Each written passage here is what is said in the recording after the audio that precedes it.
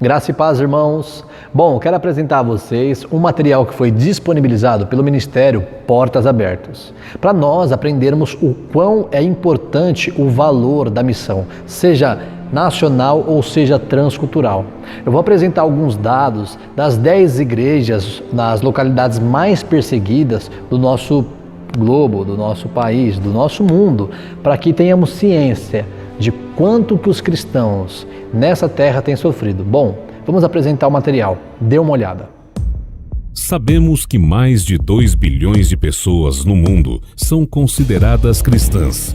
Mas você sabia que mais de 245 milhões dessas são perseguidas? Pense sobre isso. Desde o princípio da igreja, os cristãos têm sido presos, torturados e até mortos por causa de sua fé em Jesus, perseguidos injustamente. Há mais de 25 anos, a Portas Abertas tem colhido dados para entender e determinar onde, como e por que nossos irmãos são perseguidos. E, anualmente, publicamos um ranking com os 50 países mais hostis do mundo para ser cristão. A lista mundial da perseguição.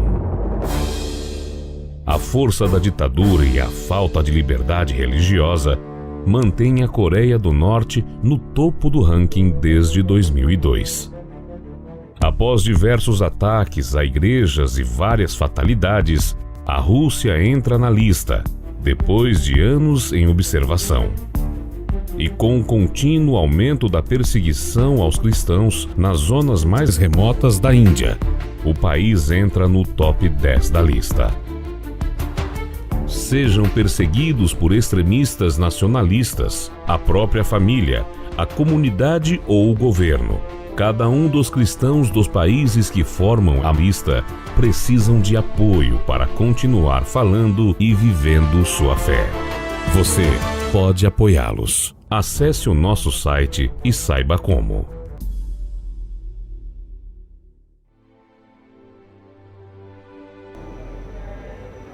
Bom, o material ele foi disponibilizado. Nós temos alguns dados referentes sobre alguns números na Índia. Aproximadamente 98 igrejas foram atacadas e cerca de 10 cristãos mortos por causa da fé.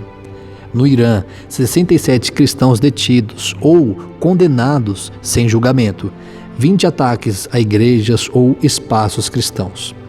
No Iêmen, cerca de 27 ataques contra cristãos ocorrem no último ano, ou seja, ocorreu no último ano.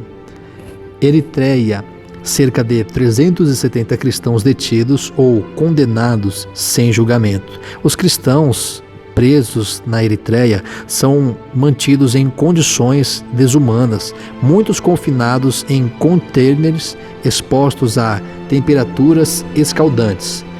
No Sudão, cerca de 63 cristãos detidos ou condenados sem julgamento.